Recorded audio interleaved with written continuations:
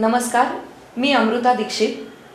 आम्ही ठाणेकर वृत्तवाहिनीमध्ये आपणा सर्वांचं स्वागत. एक दृष्टिक्षेप आतापर्यंतच्या ठळक घडामोडींवर. जितेंद्र आव्हाड यांच्या घराबाहेर देखील जितेंद्र आव्हाड समर्थक मोठ्या प्रमाणात उपस्थित आहेत.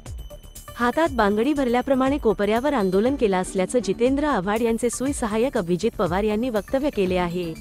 बोलता साहेब इथे नाहीये. साहेब शिर्डी ते ठाण्यातील राष्ट्रवादीचे असंख्य कार्यकर्ते शिर्डीमध्ये दाखल आहेत त्या शिबिरासाठी. आणि जेव्हा साहेब घरी नसताना तुम्ही असं घर इथं तुम्ही त्या कोपऱ्यातून जाऊन अशी घोषणाबाजी करता, हाय करता, जितेंद्र आव्हाड मुर्दाबाद वगैरे या सर्व घोषणा देता. हातात बांगडा घातल्यासारखं का करताय? या ना समोर, आम्ही आहेत ना समोर. आम्ही पण समोर होते, आम्ही उभे आहोत समोर.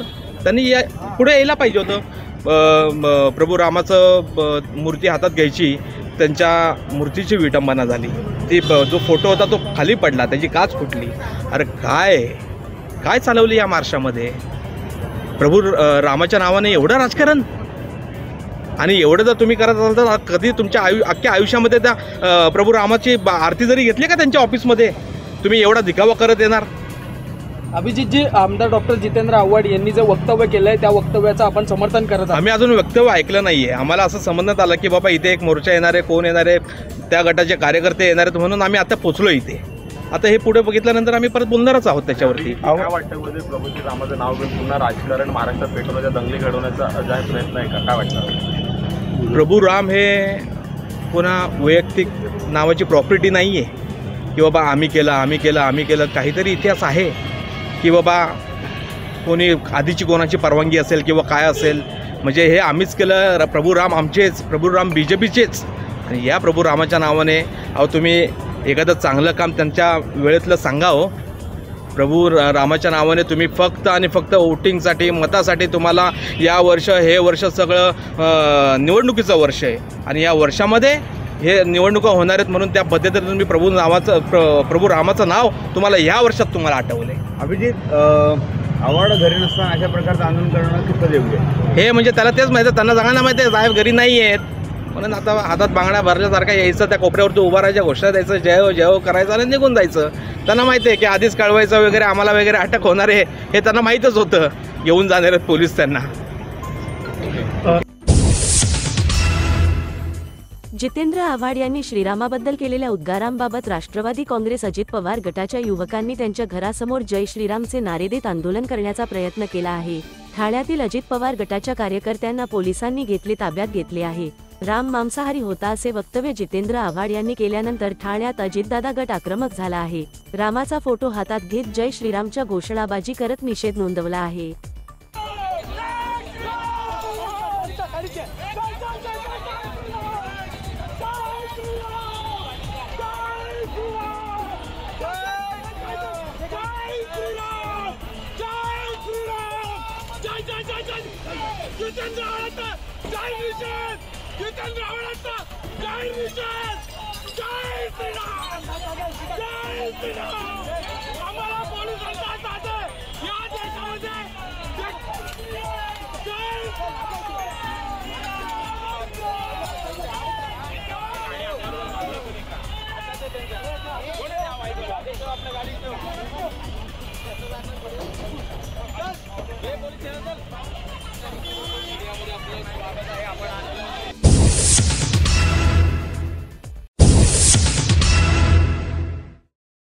ठाणेकर मालमत्ता करदात्यांसाठी करातील व्याज माफी अभय योजना 31 डिसेंबर 2023 पर्यंत मालमत्ता करावरील 100% व्याज माफ.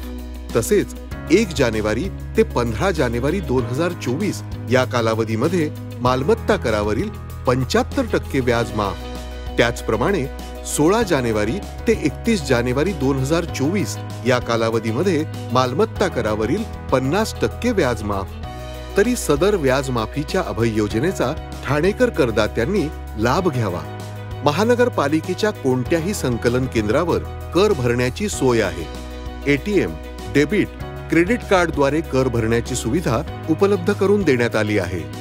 सोमवार ते शनिवार या दरम्यान सकाळी 10:30 ते सायंकाळी 5 वाजेपर्यंत संकलन केंद्राची वेळ असून करदात्यांच्या सोयीसाठी रविवारी संकलन केंद्र सकाळी 10:30 ते दुपारी 1:30 वाजेपर्यंत सुरू ठेवण्यात येत आहेत.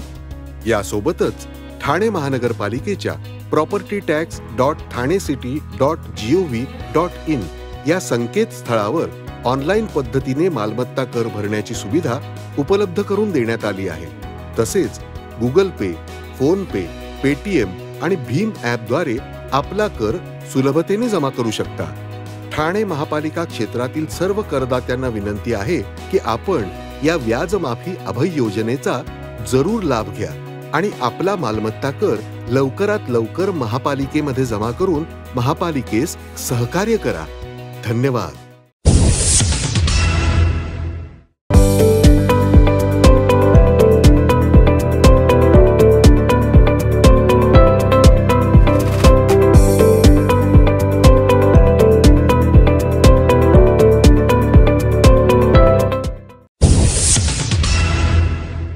आमदार जितेंद्र आव्हाड यांनी प्रभू श्रीरामाबद्दल केलेल्या वादग्रस्त वक्तव्याची माफी मागितल्यानंतर ही सकल हिंदू समाजाच्या वतीने आव्हाड यांच्या विरोधात आंदोलन करण्यात आले आहे.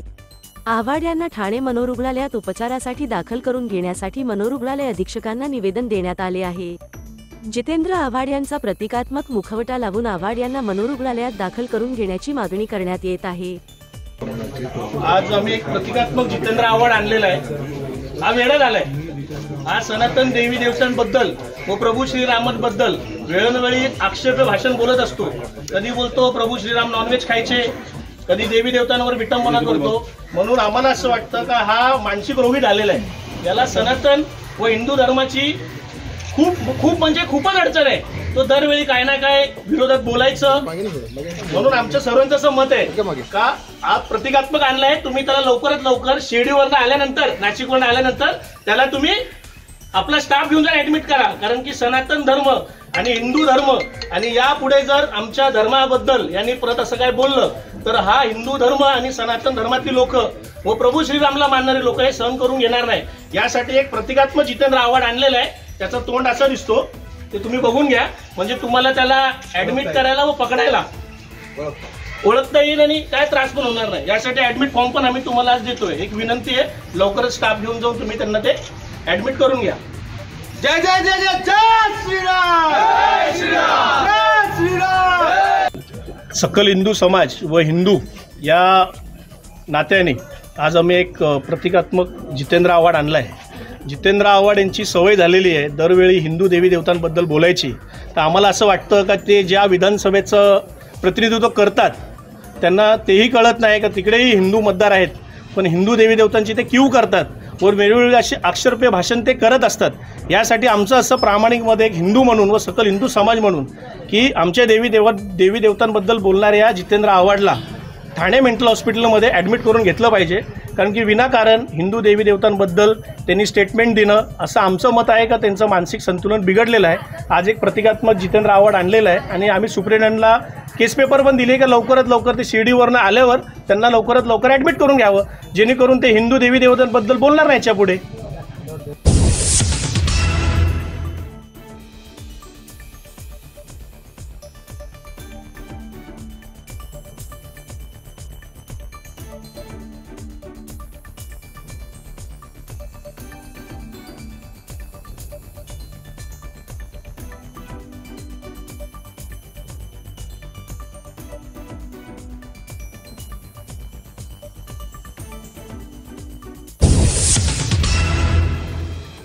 नमस्कार, मी संपदा जोगळेकर कुलकर्णी, अर्थात आम्ही ठाणेकर. माझा जन्म ठाण्यातला आहे, बेडेकर हॉस्पिटलमधला. माझी शाळा ठाण्यातली आहे, मोह विद्यालय. माझं कॉलेज ठाण्यातलं आहे, जोशी बेडेकर महाविद्यालय. माझं कथक विशारद मी ज्यांच्याकडे शिकले ते गुरु डॉक्टर राजकुमार केतकर. ठाण्यातच मी त्यांच्याकडनं प्रशिक्षण घेतलं. ठाण्यात माझ्या रंगायतन आहे, ठाण्यात माझ्या मोठमोठे थिएटर्स आहेत. माझ्या ठाण्यात ज्या वेळेला मी लहान होते, शाळेत होते, कॉलेजमध्ये होते, तेव्हा तर बऱ्याचशा संस्था हौशी रंगभूमीवर काम करायच्या. त्या ॲक्टिव्हिटीज होत्या, त्या चळवळी होत्या. कलासरगम नावाची संस्था आपल्या ठाण्यात होती, जी राज्यनाट्य स्पर्धांना उतरायची, जी त्यांना पटलेली आवडलेली एखादी संहिता नाट्यरूपांतर करून तुमच्या समोर आणायची.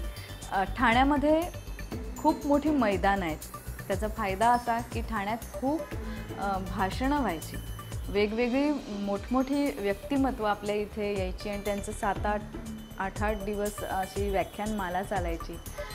ठाण्यामध्ये डॉक्टर आनंद नाडकर्णी आहेत, ठाण्यामध्ये डॉक्टर विजय बेडेकर आहेत, ठाण्यात डॉक्टर मंजिरी देव आहेत, ठाण्यात डॉक्टर अनिल काकोडकर आहेत. काहींची नावं माझ्याकडनं राहतील. ठाण्यात प्रवीण दवणे आहेत, ठाण्यात अशोक बागवेत आणि मी आहे.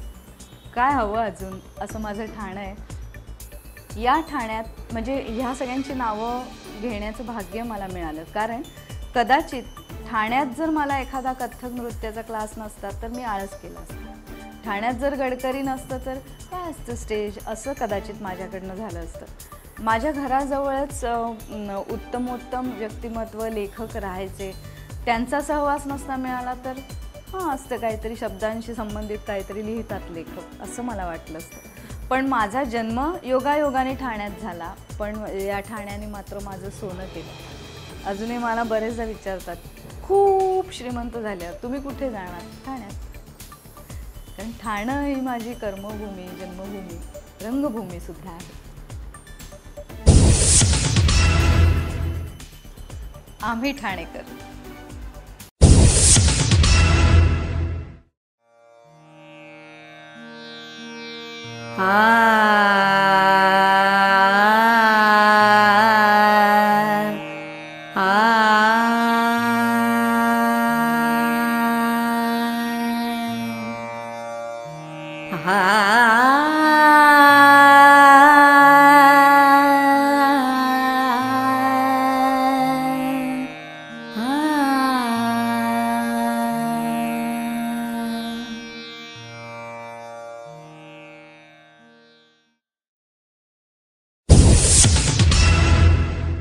आम्ही ठाणेकर.